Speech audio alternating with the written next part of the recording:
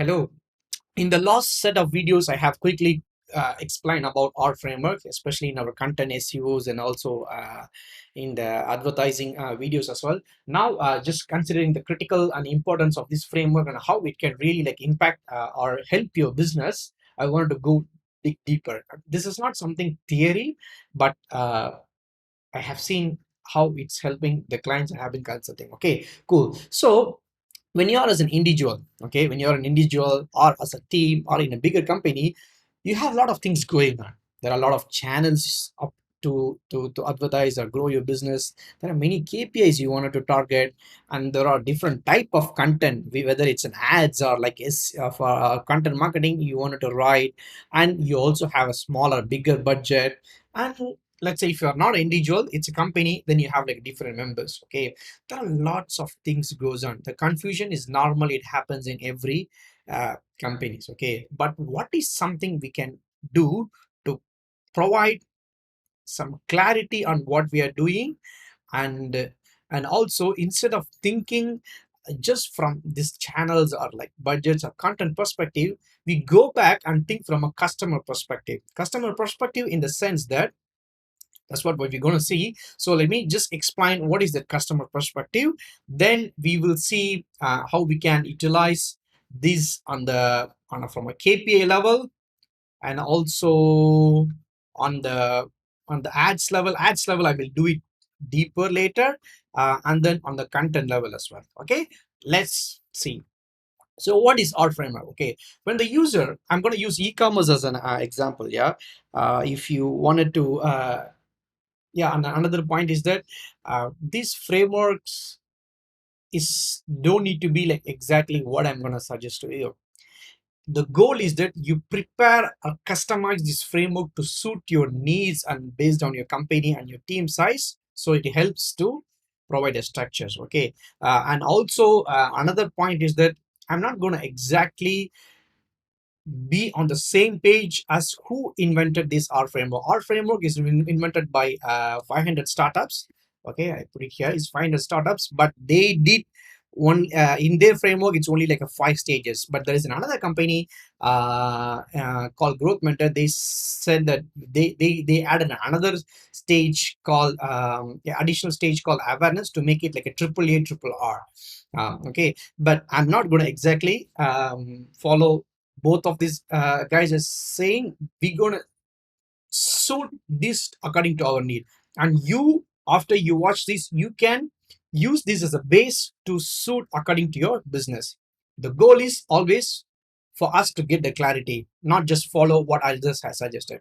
Okay, cool. So when a customer comes to this in a website, initially how we track is that we just see by like awareness, maybe like a consideration, and then consideration, and then finally like a revenue. This is the normal like a traditional user like a funnel which every old websites or something they recommend. Yeah, by going with the 6 stage funnel, it helps us to do bit deeper, because this can be more suitable for like an offline companies, okay, but not for like a tech companies which is like more like e-commerce or like a SaaS startups. Okay, so when a user come, there's a the awareness is like people knowing about our brand. Okay, acquisition is like people come to our website or install our app or registered for the first time. Then activation is, it's like for an SaaS, it could be like they open a profile. For a banking and all those things, for banking and financial product, it's like more like a KYC. Investment products like KYC. And then for a marketplace, it's like open for a seller side, it's opening like a shop or an account. Yeah. So you decide that. Then finally, it's the R is that it's like they make a purchase, and then they continue to make a recurring purchases, and then this recurring purchase become a loyal, and then they recommend other users to come into your platform. So by looking the user from these stages, right, so you already know which stages these users are, so you know what type of content you wanted to write. Yeah, what type of channel you wanted to choose. Okay, let's first see by channels. Okay, awareness. Awareness, you want to bring the users to your website. When you want to bring the users to your website, there are multiple, I mean, dozens and dozens of channels available. You can put like your top preferential or the channel which works for your business, and then see, okay, what are the channels we are using? Okay, maybe we are using influencers, we are using social. There is other two channels which we have, maybe we are not using that, we can utilize that. So it gives you a clarity. Then, okay, so okay, we are filling the awareness funnel. A lot of people are coming inside the website, but there is so much of drop off. So then you will see, okay, in this stage, what is our problem? So our churn is happening more here. Should we set up some retargeting to convince these people, or should the product team play a role to convert these people? You can see and decide. Okay, let's say people are coming, they're browsing, they're visiting a lot of products, but they're not making the first purchases. Maybe product team can go and check maybe the checkout flow. There need to be some improvements? Or if there is, like, for example, the prices are costly or something, maybe this the activation team can send out some sort of like coupons, or like send out some messages to convince these people why they need to purchase, blah blah. Yeah, so you can by the stages, by the stages in the R funnel, you can decide which channel to use. Yeah. Okay, then also from a product perspective, just said, it's like they can also see, right? Okay, the user is coming, not just focus on here, how can we make these users to bring more users as well? From the product perspective as well, they can think, is there like certain features we can bring in so they bring more users? Okay, yeah, so we have seen how to use the channels now.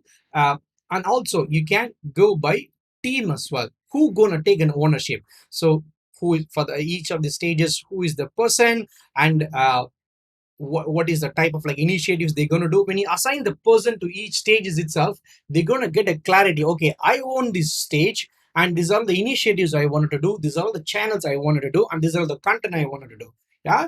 So when we go from a content perspective, you can put up something like this, and then you will see, okay, what is the type of like a content we should write for this thing. It don't need to be in the same structure as I have got here, or it can be like a separate sheet, but you will the person who take the ownership will do exactly like okay, for the activation, these are all the messages I wanted to try. Yeah. From a KPI level as well, you can the goal, yeah, the target KPI for each stages, you can assign what is this KPIs. And even deeper, from a KPI sheet level, you can go deeper, like maybe for each stages they have like four or three metrics. Yeah, maybe their top line, then it's a conversion rate, blah blah. It's you decide it. So this one we did it for an for a SaaS business. I have hired some numbers for a SaaS business. So you can frame your own. So that's why, because of the SaaS, we have, like, for example, some sales calls, and then in the revenue side we have upgrades, add-ons, and all those things. Then for the retention means, it's like people, it's a subscription product, so they need to be how many percentage of the users are keep in the subscription. And for the referral, we use another system called gross of, how to from the gross of how many people are recommending your product, blah blah blah. Yeah. So and also, yeah, and also on the paid side, we separate our campaigns. We separate our campaigns by the thing. So for the one client, it's a small client, so it's just a 6 campaigns. Under the 6 campaigns, the 6 stages, we put up all the communication. The budgets also varies by the stages. But for there's like another client which is a bigger client, there is like a different type of applications and blah blah blah. So we have like lots of campaigns, which, but it's on the same 6 stages, but it's like for an iOS is separate, for Android is separate, and then there is some web campaign which is separate, like that. Okay. So what else? So we have seen how